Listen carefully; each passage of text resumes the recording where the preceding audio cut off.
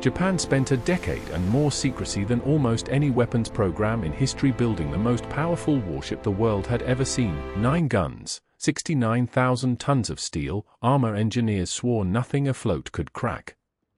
They built her to win one specific kind of battle. And then the war refused, for 3 straight years, to give it to her. On the morning of April 6, 1945, that finally changed. Fuel barges pulled alongside her and began pumping oil into her tanks, and every sailor on deck who understood ships started doing math they weren't supposed to be able to do. That amount of fuel was enough to reach Okinawa. It was not enough to bring them home. Nobody needed to be told what that meant.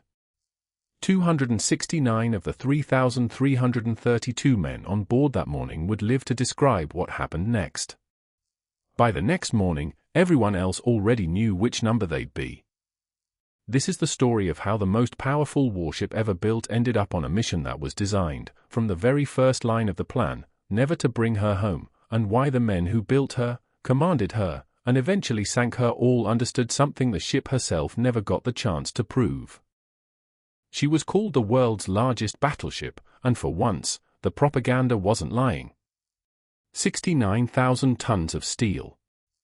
9 guns firing shells the size of a small car, capable of hitting a target 18 miles away before the enemy could even see the flash leave the barrel. Armor thick enough that engineers genuinely believed no weapon afloat could crack her open. And on April 7, 1945, it took American pilots a little over 2 hours to send her to the bottom of the sea, along with more than 3,000 of the men who sailed with her. To understand how the single most powerful warship ever constructed died in an afternoon, with barely enough fuel in her tanks to reach her own execution, you have to go back more than a decade, to the moment Japan decided that being outnumbered didn't have to mean being outmatched. By the 1930s, Japanese naval planners had already run the numbers on a hypothetical war with the United States, and the numbers were brutal. America's industrial-based dwarfed Japan's in almost every category that mattered to naval power: steel production, shipyard capacity, oil reserves, the sheer number of men who could be trained and fed into a war machine. If the two nations ever committed to a straightforward shipbuilding race, ship for ship, Japan would lose that race before a single shot was fired. Japan's admirals understood this earlier and more clearly than most of their political leadership did, and it left them with an uncomfortable choice: accept permanent numerical inferiority, or find another way to win. They chose the other way. If Japan couldn't outproduce the United States, it would outbuild it, not in numbers, but in individual ship power. The doctrine that emerged from this thinking held that a smaller number of vessels so overwhelming, so individually dominant, that no single American battleship, and ideally no combination of several, could stand against one of them in a straight fight, might offset the numbers Japan could never match. It was a bet on quality over quantity, on concentrated force over distributed force. It was also, in hindsight, a bet on a kind of war that was already becoming obsolete the moment the plans were drawn. That decision produced the Yamato-class battleships, Yamato herself, and her sister ship Musashi. These were not simply large ships. They were, at the time of their construction, the largest and most heavily armed warships ever conceived, built to specifications so far beyond existing naval treaties and existing shipyards that Japan had to fundamentally rebuild its own infrastructure just to construct them. The secrecy surrounding this program is almost as remarkable as the ships themselves. Japan physically rebuilt entire sections of its naval shipyards to accommodate hulls larger than anything previously built in the country. Dry docks that had serviced Japan's existing fleet for years were widened and deepened specifically for this project. Entirely new gantry cranes had to be engineered from scratch, because the gun turrets these ships would carry individually outweighed a full-size destroyer. No existing crane in Japan could lift one. When it came time to move those finished turrets from the foundry where they were forged to the shipyard where the ships themselves were being assembled, Japan discovered that nothing in its merchant fleet could bear the load. So it built a special-purpose transport ship for the sole job of hauling gun turrets, a vessel that existed for no other reason. Around the construction sites themselves, Japan raised physical fences and strung camouflage netting over the hulls to block aerial observation. Workers were sworn to secrecy under threat of severe punishment, and the secrecy held.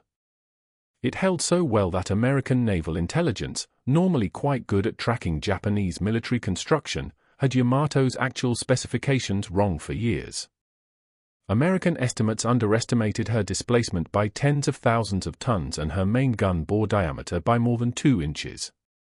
Remarkably, American intelligence services were still circulating these incorrect figures 3 months after Yamato had already been sunk. The Imperial Japanese Navy had built something so secretive that its enemies didn't fully understand what they'd destroyed until well after it was gone. The scale of the engineering challenge is worth sitting with for a moment, because it explains why Japan was willing to commit so much of its industrial capacity to just 2 hulls. Yamato's main belt armor, at its thickest point, measured roughly 16 inches, steel dense enough that naval architects at the time genuinely believed it could shrug off any shell fired by any existing battleship gun in the world. Her 9 main guns, arranged in 3 triple turrets, fired shells weighing well over a ton apiece, each one capable of being hurled a distance greater than the visible horizon.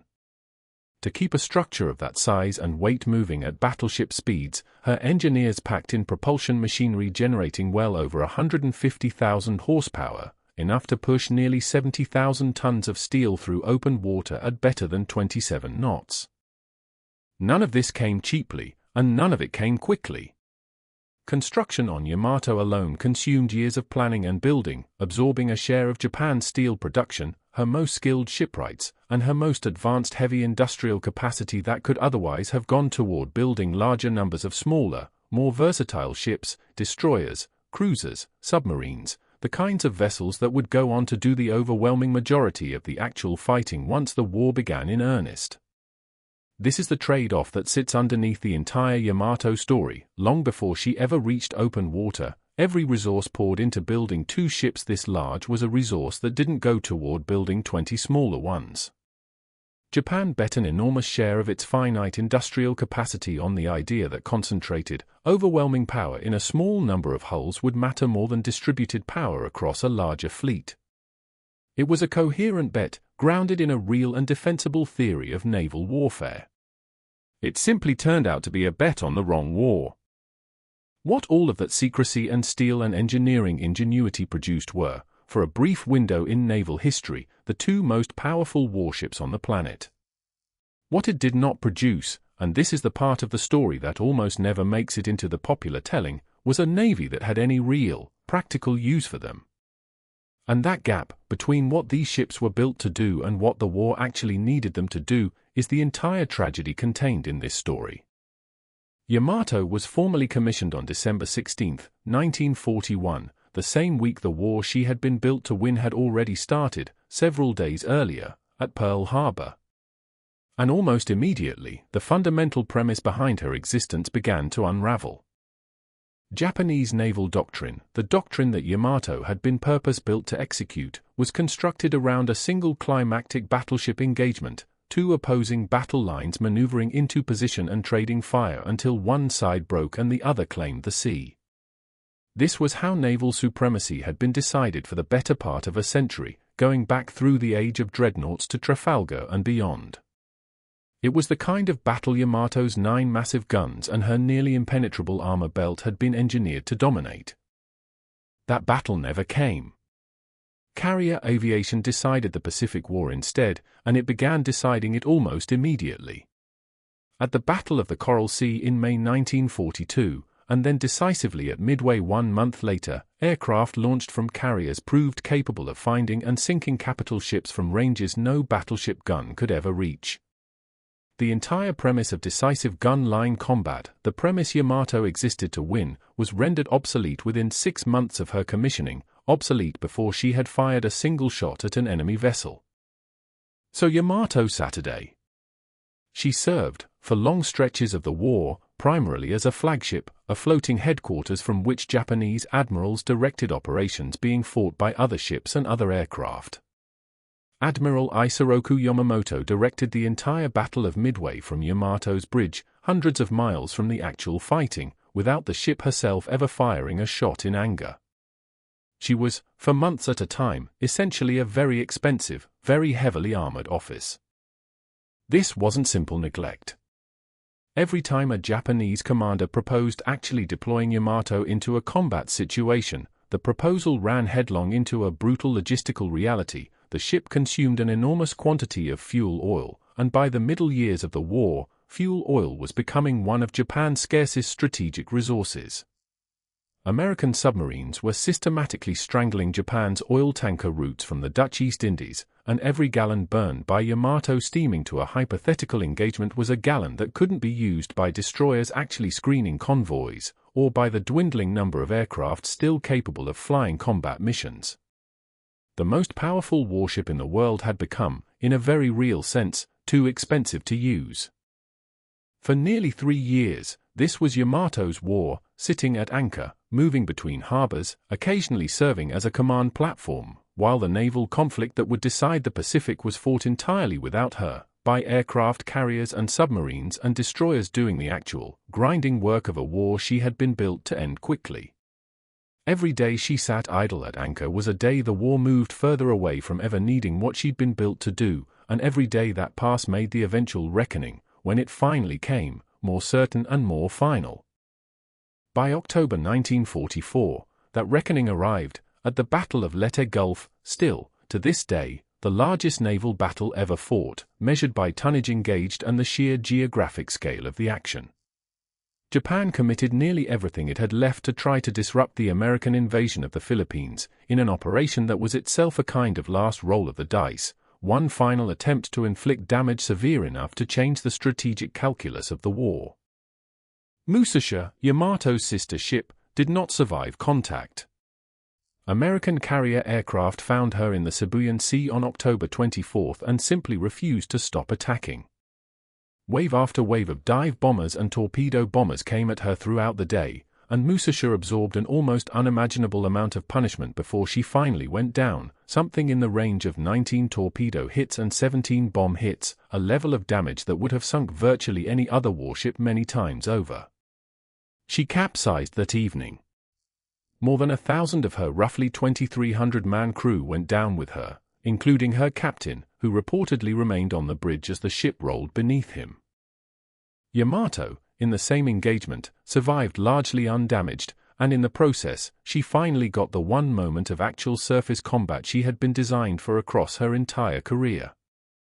During the confused, desperate action off Samar, a small American task force of escort carriers and destroyers, far weaker and far less armored than anything Yamato's design had anticipated facing, suddenly found themselves staring down the most powerful battle line Japan had left afloat. Yamato opened fire on enemy surface ships for the first and only time in her operational history, contributing to the sinking of an American escort carrier and at least one destroyer in the chaotic, close-range fighting that followed. And then, in one of the more consequential command decisions of the entire Pacific War, the Japanese commander on scene, convinced, based on incomplete and contradictory reports, that he was facing the main American battle fleet rather than a handful of lightly armed escort vessels, broke off the attack and turned his force away, before finishing what should have been a devastating and lopsided victory.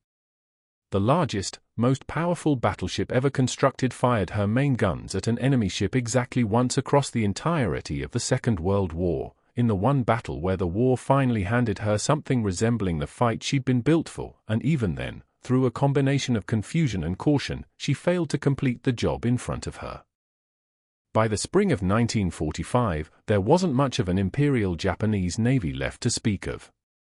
The carrier losses suffered at the Battle of the Philippine Sea the previous summer, combined with the further fleet losses at Leyte Gulf, had wiped out the overwhelming majority of Japan's trained naval aviators and its remaining capital ships within the span of a few catastrophic months. Japan's wartime pilot training programs, already strained, already compressed to produce aircrew faster than peacetime standards would have allowed, simply could not replace these losses at anything close to the rate they were occurring. A trained carrier pilot represents years of accumulated skill. Japan was losing them by the hundreds in single engagements, and had no realistic mechanism to rebuild that experience before the war ended. What remained of the fleet by early 1945 was a scattering of ships clinging to their home ports, most of them starved for fuel, waiting on orders that carried increasingly little strategic weight behind them. Among these ships, sitting at anchor in Japan's inland sea, was Yamato, by now the single most conspicuous surviving symbol of a navy that had, in every practical sense, ceased to function as a fighting force. Then, on April 1, 1945, American forces landed on Okinawa, beginning what would become one of the bloodiest and most protracted battles of the entire Pacific campaign. And Japan's naval command was left facing an almost absurdly blunt question, one with no good answer available: what exactly do you do with the most powerful battleship on Earth, when the war around it is already, unmistakably, lost? The answer that emerged from Japanese naval command was Operation 10 Go. The plan called for Yamato, accompanied by 1 light cruiser and 8 destroyers, to sail south toward Okinawa without meaningful air cover of any kind, attempt to fight through whatever American naval forces stood in the way, and, if the ship survived long enough to reach the island, deliberately run herself aground on Okinawa's beaches, where she would continue firing her main guns as a stationary, fixed-gun battery until she was ultimately destroyed by American forces. Japan's own internal planning documents did not disguise what this mission actually was. They referred to the task force explicitly as a Surface Special Attack Force, the same official language used elsewhere in the war's final year for operations that were never expected, under any circumstances, to bring their crews home again. This was not military euphemism accidentally slipping through, it was an accurate, deliberate description of what everyone involved in planning the mission already understood it to be. Vice Admiral Saiki Ito, the officer given command of this task force, objected to the plan the moment he was briefed on it. His objections were not emotional outbursts or expressions of personal fear, by every account, they were the objections of an experienced, highly capable naval professional looking at a plan and recognizing, with total clarity, that it could not succeed. Japanese naval aviation, the force that would theoretically have provided air cover for a mission like this, had already been effectively destroyed in the fighting over the previous year. The Americans, by contrast, had somewhere in the range of 900 carrier-based aircraft and 15 aircraft carriers standing between Yamato and her destination. And critically, the fuel being loaded onto Yamato for this mission was not calculated to allow for a return voyage. It was calculated for a one-way trip, full stop. Ito called the plan wasteful. He pushed back, through official channels, questioning the entire underlying logic of throwing away what little remained of Japan's surface fleet on an operation that had no realistic chance of altering the outcome of the battle it was theoretically meant to support. He understood, in advance and with total professional clarity, that he was being asked to lead men to their deaths in service of a mission that could not achieve any of its stated objectives. His objections changed nothing about the plan. On March 29, 1945, Yamato began loading ammunition for what her crew now understood, regardless of what the official mission orders technically said, was very likely going to be the final action any of them would ever fight. In the days before departure, the oldest sailors aboard and those who were sick or otherwise unfit for a combat mission were quietly transferred ashore, reducing the crew to those expected to actually see the mission through. Everyone else on board was told plainly, without euphemism, this is a one-way mission. There would be no return voyage to plan for, because there was no fuel allotted for one. Survivor accounts collected after the war, when historians and journalists went back to interview the men who had lived through what followed, describe morale aboard the ship in those final days before departure using language that is, by most accounts, far gentler and more restrained than what the actual experience must have felt like, spending your final nights aboard a ship you already know isn't coming back, surrounded by roughly 3,000 other men who know the exact same fact about their own immediate future. Ito sailed anyway. 8 days after that final briefing, he would go down with his ship in the East China Sea, one of the very officers who had told his own superiors, clearly and in advance, before the mission had even begun, that it could not work, and who ultimately died having been proven exactly and tragically correct. Here is the detail that transforms this story from simply another doomed last stand, and there were many of those in the final year of the Pacific War, into something colder, and in some ways more devastating, the Americans already knew almost everything about Operation Tengo before it even sailed. By 1945, American code-breaking operations had penetrated Japanese naval communications so thoroughly and so completely that American intelligence intercepted and decrypted the actual execute order for Operation Tengo before the Japanese Navy had even finished finalizing every detail of the plan on its own side. Over the days that followed, American naval intelligence pieced together the mission's intended timing, its planned route south toward Okinawa, the specific composition of the task force sailing with Yamato, down to identifying the narrow 4-hour window on the morning of April 7 during which Yamato would have any friendly fighter cover at all, however minimal. By the time Yamato's anchor actually came up and the task force got underway, the Imperial Japanese Navy had already lost the single element this entire plan needed in order to have any realistic chance at all, the element of surprise. American submarines operating in the region spotted the task force within hours of its departure from the strait, positioned almost exactly where the decrypted intelligence had already told American commanders she would be. Admiral Raymond Spruant's order to his subordinate commanders, once Yamato's position was confirmed, survives in the historical record in exactly 3 words: "You take them on." There was no ambiguity remaining on the American side of this engagement. Given everything American intelligence already knew about the mission's timing, route, and composition, there had arguably never been much ambiguity to begin with. For a brief window on the morning of April 7, Yamato genuinely did have that narrow 4-hour period of fighter cover the mission plan had been built around, and for those few hours, there existed, at least theoretically, a version of this story in which the mission held together long enough to matter. It didn't last. The window closed, the promised air cover was withdrawn or exhausted, and almost immediately afterward, nearly 400 American carrier aircraft located Yamato and her escorts in the East China Sea, roughly halfway along the route to Okinawa, a destination the ship would now never come close to reaching. The American attack, when it came, arrived in coordinated waves rather than a single overwhelming strike, torpedo bombers and dive bombers approaching simultaneously from multiple directions and multiple altitudes at once, a tactic American naval aviators had spent nearly 3 years developing and refining specifically for engagements against heavily armored capital ships exactly like this one. Even Yamato's own defensive firepower turned against her own crew during the engagement. The concussive blast wave produced by her massive main guns firing was violent enough to physically injure her own anti-aircraft gun crews standing on the exposed decks nearby, which meant those crews had to take shelter inside the ship's armored structure every single time the main guns fired. In the chaos and noise of an active air attack, the warning buzzers meant to alert anti-aircraft crews to an imminent main gun firing sequence did not always function reliably. As a direct result, some Japanese sailors were killed or wounded by the concussive force of their own ship's guns while American torpedoes were simultaneously finding their way into the ship's hull from the outside.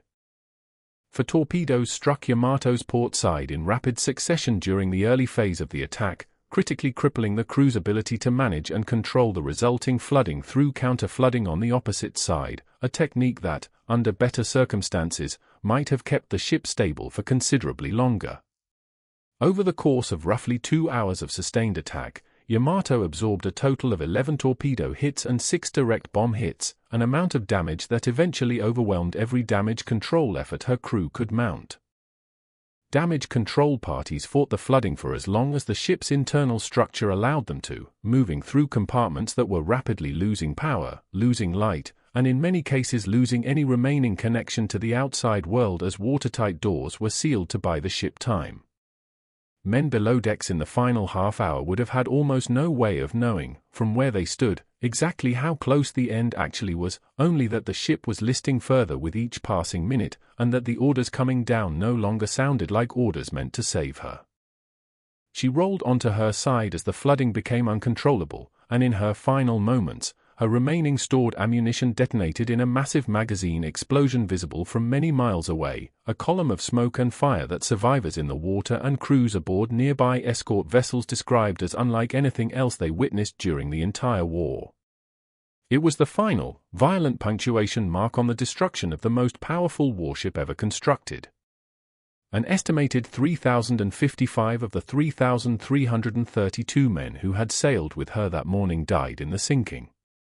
Vice Admiral Ito was among them, going down with the ship he had argued, correctly and in advance, should never have sailed at all. Only 269 men survived to be pulled from the water. There is a version of this story where Yamato is simply one more tragic, wasteful loss in a war that produced almost incomprehensible numbers of them, and the historical record simply moves on to the next engagement. That version isn't factually wrong, exactly, but it misses what actually makes this particular story worth examining closely, on its own terms. It would be easy to assume that Yamato's final voyage was some kind of desperate, hastily improvised gesture from a navy that had nothing left to lose and no coherent strategy remaining. The historical record doesn't really support that interpretation. Operation Tengo was planned with genuine precision and professional competence, a clearly defined route, a fuel load calculated down to specific operational requirements, and a coordinated kamikaze air campaign involving more than 350 additional aircraft, timed deliberately to strike American forces simultaneously with Yamato's planned arrival off Okinawa. This was not an act of chaotic, disorganized desperation. It was competent, disciplined military planning, applied in full to a mission that its own commanding officer had already correctly identified, in advance and on professional grounds, as strategically hopeless. That distinction matters enormously, because it relocates where the actual failure occurred. The failure was never a lack of professionalism or competence on the part of the men who planned or executed the mission itself. Ito's own staff planned Operation Tengo about as well as any staff reasonably could have, given what they were working with. The real failure had already happened months earlier, in the irreplaceable carriers and pilots lost at the Philippine Sea, in the fleet destroyed at Leyte Gulf, in the fuel reserves strangled by American submarines until there simply wasn't enough oil left anywhere in the Imperial Japanese Navy to send its single greatest ship on any mission and realistically expect her to return. By April of 1945, competence alone had nothing meaningful left to work with. Ito could have planned this mission with total perfection, and it still would have failed regardless, because the actual resources required to make it succeed no longer existed anywhere in Japan. Yamato was not sunk by any single tactical mistake, any one bad decision made in the heat of battle. She was sunk by a naval doctrine that the war itself had already rendered obsolete before her keel was even finished being laid, the most powerful individual warship ever built, constructed from the outset to fight a very specific kind of battle that had already stopped happening, for good, by the time she was finally ready to fight it. 3,332 men sailed with her on that final voyage in April 1945. In the decades since, Yamato has become something larger in Japanese cultural memory than a single warship that sank in a single afternoon. She's been the subject of novels, films, and long-running animated series, most of which lean hard into the tragedy of her final voyage rather than the raw statistics of her armament. That's not an accident. A ship built at enormous national cost, designed to embody the very idea of Japanese naval supremacy, sent on a mission that everyone involved understood in advance could not succeed, has proven to be a far more resonant symbol of the war's final year than almost any single victory Japan achieved earlier in the conflict. The wreck itself was located decades later, resting in pieces on the seafloor of the East China Sea at a depth of roughly 1,000 feet, broken apart by the force of the magazine explosion that ended her. Expeditions to the wreck site have recovered imagery confirming just how violently she came apart in her final moments, the hull split into large separate sections, scattered across the seabed in a debris field that tells its own version of the story without needing a single word of narration.